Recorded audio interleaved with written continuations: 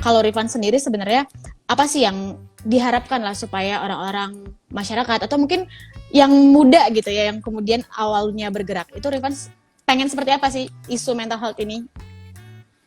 Kalau menurut saya sendiri isu mental health di Indonesia udah cukup baik ya, istilahnya dalam ranah publik ya, Mbak. Dimana menurut saya orang sudah mulai vokal terhadap isu ini. Stigma yang dibangun bahwa mental health ini adalah sebuah penyakit yang dipandang sebelah mata mungkin udah mulai pelan-pelan hilang lah istilahnya. Cuman saya selalu bilang ini dalam setiap diskusi saya dengan orang-orang mental health. Tantangan kita saat ini untuk mengangkat isu mental health ada cukup menantang gitu. Di satu sisi kita ingin isu ini masuk ranah publik, kita ingin meningkatkan awareness gitu. Tapi di suatu sisi kita juga takut bahwa isu ini akan dijadikan komoditas bagi orang-orang gitu loh. Dan makin banyak orang yang pada akhirnya sangat mudah untuk menggunakan slogan mental health, depression, anxiety, dan itu menjadi bumerang terhadap campaign yang kita ingin tingkatkan gitu. Dan menurut saya harapan saya adalah tentunya ada peningkatan informasi tentunya tentang isu mental health dari orang-orang yang mempunyai kapasitas gitu loh. Dan orang-orang seperti anak-anak muda seperti saya tentunya harus dipermudahkan kepada akses tersebut gitu. Itu yang paling penting menurut saya gitu. Dan itu masih sangat lacking di Indonesia. Cuman in the brighter side, banyak sekali orang yang sudah mulai terhadap isu ini, dan banyak orang yang sudah mulai berjuang terhadap isu ini, which is menurut saya adalah we're going on the right track. Cuman tentunya masih banyak sekali PR yang harus in my honest opinion masih banyak harus yang dilakukan gitu. Kalau Rifan sendiri menanggapi orang-orang yang mungkin masih salah memandang soal hal tersebut itu seperti apa? Sebenarnya menurut saya nggak apa-apa sih, karena ya itu saya bilang kembali lagi itu bahwa minimnya informasi, terutama mungkin ya orang-orang tua kita yang mungkin tinggal di zaman yang melihat itu sebagai isu tabu gitu kan. Sekarang kita meningkatnya digitalisasi dan teknologi, kita mulai mempunyai banyak sumber dari teknologi yang kita cari tentang isu ini. Jadi ketika orang mungkin tidak mempunyai frekuensi yang sama seperti kita tentang isu mental health, it's fine gitu loh. It's our job for us to make them somehow understand gitu loh, bahwa hey, mental health is an issue, mental health is a serious issue that we have to tackle together. Dan ya ini adalah upaya kolektif menurut saya Mbak ya. Nggak cuma 1-2 orang, ini adalah upaya kita bersama-sama ketika kita ingin sama-sama meningkatkan awareness tentang mental health. Ya ketika lagu ini keluar, ya orang mau mengartikan lagu ini seperti apa itu terserah mereka. Itu menjadi multi interpretasi mereka gitu. Jadi ya saya berharap orang bisa memetik ya some sort of message yang mungkin bisa berguna ketika mereka berada di titik terendah. Oke.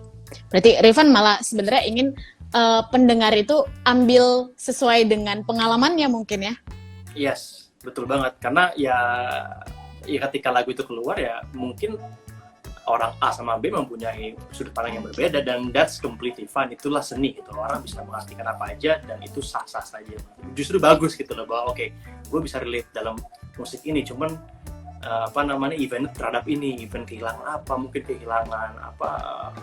kehilangan kucing gua atau kehilangan teman gua ataupun apapun itu, jadi bisa sangat dikorelasikan dengan apapun itu yang mereka rasakan. Menurut Rifan, yang paling harus diperbaiki atau diedukasi soal mental health di Indonesia itu apa? That's a very good question. Yang pertama mungkin the stigma surrounding it, ya. Itu paling itu dasarnya. Ketika kita sudah bisa menghilangkan stigma itu, tentu dengan pembelajaran dan edukasi yang sederhana dulu lah. Karena menurut saya isu mental health ini adalah isu yang sangat berat gitu. Dan nggak semua orang bisa menelan isu ini dengan mudah gitu. Jadi mungkin itu menjadi tantangan ya, terutama untuk aktivis dan untuk para profesional yang berada di ranah isu kesehatan jiwa gitu. Bagaimana kita bisa menyajikan informasi-informasi ini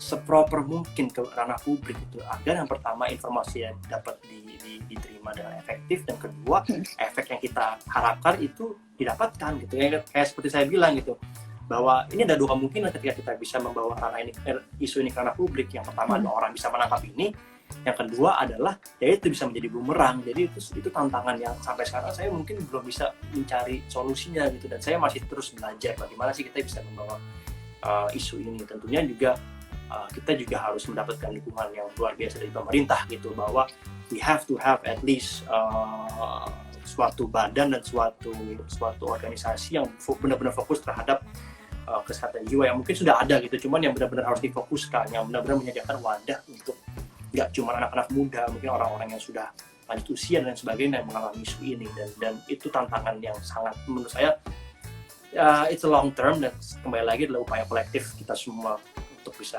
menangani isu ini. Stigma seperti apa sih yang paling common dialamatkan terhadap isu mental health ini? Paling mendasar mungkin bahwa mental health is not a medical issue, gitu loh. Bahwa lu cuman galau, atau lu cuman sedih yang berlebihan gitu. Isu-isu stigma seperti itu yang mungkin masih sangat melekat lah di lingkungan kita gitu loh, bahwa sebenarnya in medical terms mental issue is a medical term, it is a sickness gitu loh, that has something to do with the brain gitu loh, and lots of things that I don't understand gitu loh, because it's medical terms. Cuman ya itu stigma seperti itu yang mungkin sampai saat ini masih sangat hadir dalam lingkungan kita. Oke, ini menurut Rifan lagi nih, ada pertanyaan lagi, having me time, apakah itu egois? No, having me time it's a must. Itu harus banget menurut saya. Sebagai manusia, seperti saya bilang, kadang we are always there to please others, but we never please ourselves. Sebenarnya kita tuh manusia gitu. Kita juga butuh hiburan, kita juga butuh tidur, kita juga butuh santai, kita juga butuh matiin handphone sehari dan gak dapet notifikasi aneh-aneh gitu, kita butuh gitu. Dan menurut saya itu sama sekali tidak egois. Justru egois ketika kita tidak melakukannya gitu loh. Kita hanya memikirkan orang lain, kita hanya memikirkan dunia di luar, sedangkan kita butuh diri kita untuk evaluasi. Karena menurut saya it's a chance for us to recharge juga. Ketika kita sudah capek di luar, kita harus kembali lagi ke diri kita sendiri gitu. Kita duduk, kita merefleksikan diri gitu loh, dan kita ajak diri kita berbicara, dan kita harus membuat nyaman diri kita di diri kita sendiri. Wow, itu keren banget tadi, bahwa nggak punya me time itu justru sesuatu yang egois gitu ya.